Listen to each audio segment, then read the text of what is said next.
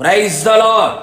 సర్వయుగములలో సజీవుడైన యేసు క్రీస్తు నామములో మీ అందరికీ సర్వ విషయములలో మేలులు కలుగునుగాక. ఈ దినపు యేసయ్య జీవపు మాట ఇర్మియా ప్రవచన గ్రంథం 36వ అధ్యాయం 8వ వాక్య భాగము. యెహోవా మాటలన్నిటినీ యెహోవా మందిరములో చదివి వినిపించెను.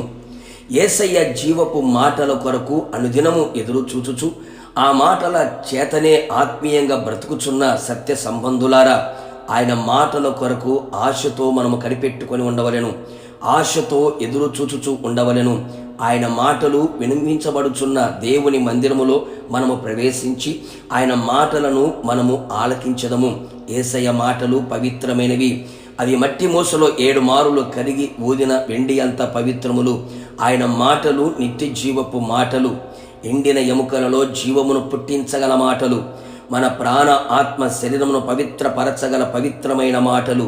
ఎండిపోయిన జీవితాలలో, నిరాశ వలయములో ఉన్న బ్రతుకులలో, నాశనమైన జీవితాలలో యేసయ్య మాటలు జీవమును పుట్టించి ఆశలు చిగురింపచేసి బ్రతుకులో ఆశను పుట్టించగలిగిన మాటలు.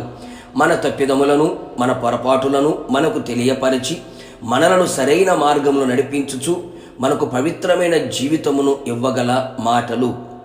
ఈ లోక మాలిన్యం మనకు అంటకుండా ఎలా ఆత్మీయ జీవితములో బ్రతకాలో, నడిపించబడాలో ఆయన బోధించి మన మార్గముల విషయమై మనల్ని నడిపించే మాటలు.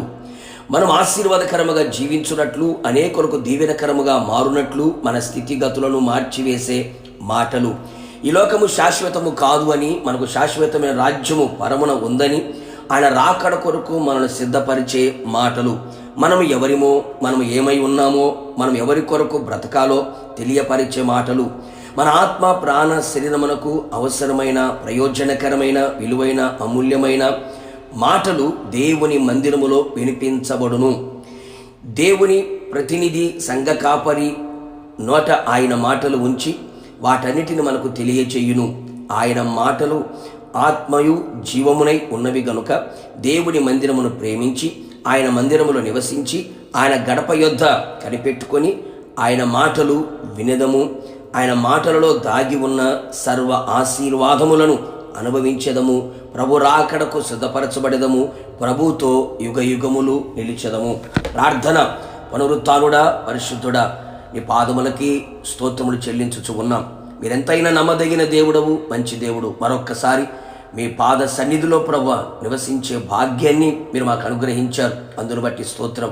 మీ మందిరములో మీ మాటలు వినబడుచు ఉండగా మీ పవిత్రమైన మాటలు, నిత్య జీవాన్ని కలుగు చేయగలిగిన మాటలు, రాకడకు సిద్ధపరచగలిగిన మాటలు, స్వస్థపరిచి ఆరోగ్యమిచ్చి బాగు చేసి ఆదరించి ధైర్యపరిచి స్థిరపరిచే బలపరిచే ఆ మాటలు మీ మందిరములో వినబడుచు ఉండగా మీ మందిరములో నాటబడిన వారమై మీ మాటలు విని మా జీవిత కాలమంతా బ్రతుకున్నట్లుగా, రాకడకు సిద్ధపడినట్లుగా మీ కృప మెండుగా నిండుగా దయచేయమని, ప్రతి ఒక్కరిని మీ మందిరములో స్థిరపరచమని, మీ మాటలు వినగల చెవులని గ్రహించగలిగిన హృదయమును అనుగ్రహించి మీ మాటలు మా చెవులలో నాటునట్లుగా, హృదయములో స్థిరపరచబడినట్లుగా, మనస్సులో ముద్రించబడినట్లుగా ఉన్నతమైన కార్యములు చేయమని యేసు నామములో అడుగుచున్నాను తండ్రి, ఆమేన్. మీరును మీ కుటుంబ సభ్యులందరూ యెహోవా మందిరములో ఆయన మాటలు వినెదరుగాక, రాకడకు సిద్ధపరచబడుదురుగాక. God bless you.